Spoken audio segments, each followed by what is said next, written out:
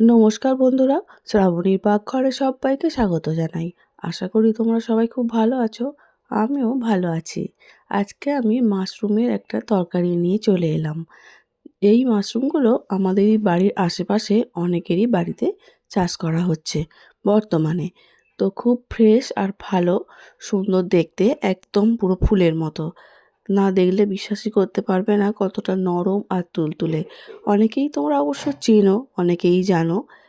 Packet করে যে গোল গোল মাশরুমগুলো বাজারে আসছে সেগুলোর থেকে অনেকটাই আলাদা দেখতে। তবে এইগুলোকে এবারে ছোট ছোট করে কেটে নিতে হবে। খুবই নরম তুলতুলে, ছুরির সাহায্যে অনায়াসেই কেটে যাবে। মাশরুমগুলো কেটে নিয়ে ফিরে আসছি। আর সঙ্গে সঙ্গেই বাটিতে জল গরম বসিয়ে দিয়েছি। জল গরমের মধ্যে এই মাশরুমগুলো দিয়ে খুব ভালো করে ধুয়ে পরিষ্কার করে নিতে হবে। জানি কোনো নোংরা নেই, কিছু নেই, তবুও একটু ভালো করে গরম জলে ফ্রেশ করে নেওয়াই ভালো। ছোট ছোট করে কাটা হয়ে গেছে, দেখতেই পাচ্ছ। প্লেটের মধ্যে নিয়েছি। এবার এগুলো গরম জলের মধ্যে দিয়ে দেব। দিয়ে মিনিট 5 আমি রেখে দেব।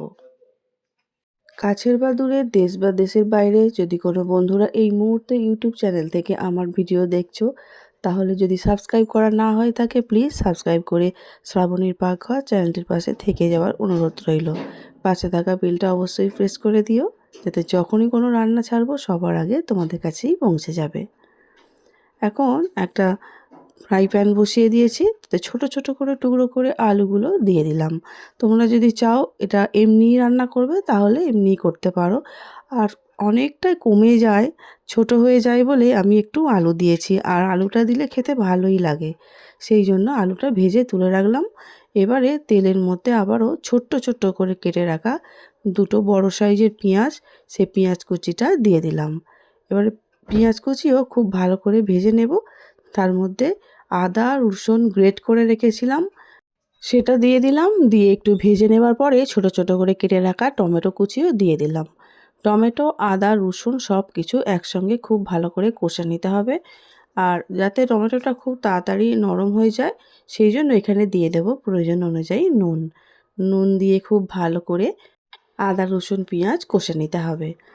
এই রেসিপিটা ভাত, রুটি, পরোটা সব কিছুর সঙ্গেই কিন্তু খুব ভালো লাগে। ভাতের সঙ্গে আমি বাদই দিলাম, রুটি পরোটা দারুণ লাগে খেতে। অবশ্যই কিন্তু আমার মতো করে একবার হলো বাড়িতে বানিয়ে দেখো। খেতেও ভালো লাগে আর দেখবে সবাই খেতে পছন্দও করবে। এইটা এতটাই নরম মাশরুম। এবারে সমস্ত রকম মশলা এখানে আমি দিয়ে দিচ্ছি, সবই অল্প অল্প করে দিচ্ছি। হাফ চামচ জিরে গুঁড়ো, হাফ চামচ ধনে গুঁড়ো, হাফ চামচ হলুদ গুঁড়ো, হাফ চামচ দিয়েছি লঙ্কা গুঁড়ো। সব কিছু দেওয়া হয়ে গেছে। আবারও একটু ভালো করে নাড়াচাড়া করে মিশিয়ে নিচ্ছি পেঁয়াজ, আদা, রসুন আর টমেটোর সঙ্গে। সবজিটা রান্না করার জন্য নুন তো একটু লাগবেই, সেই জন্য আরও একটু নুন আমি আগে থেকেই এখানে দিয়ে দিলাম। আবারও নুনটা দিয়ে খুব ভালো করে একটু কষে নেব।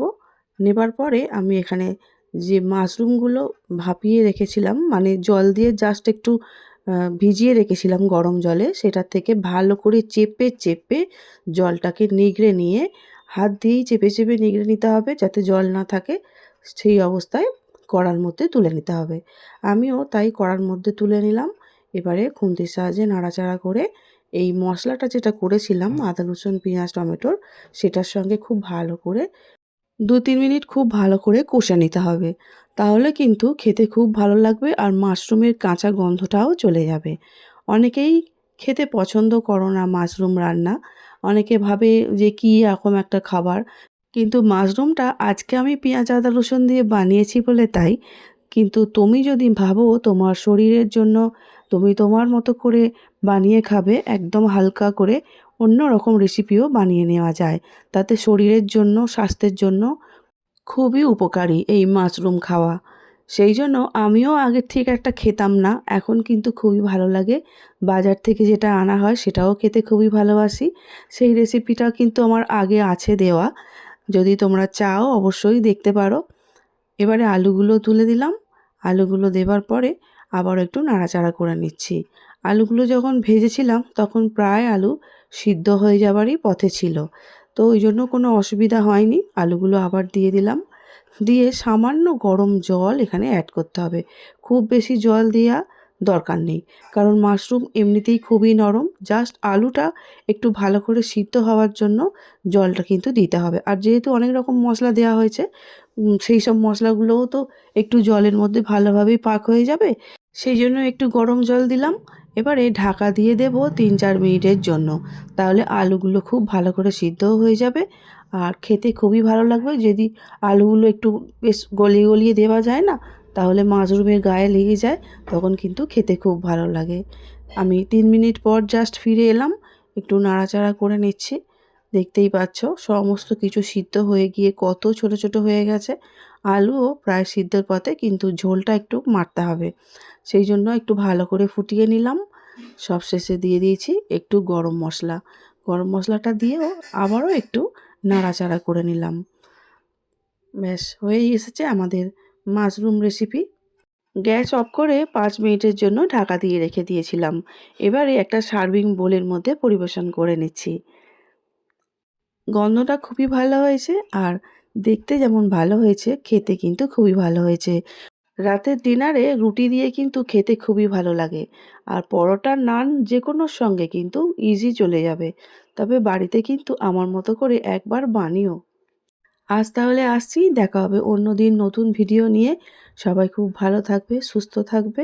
আমার ভিডিওটি দেখার জন্য অসংখ্য অসংখ্য ধন্যবাদ আমার সব বন্ধুদের।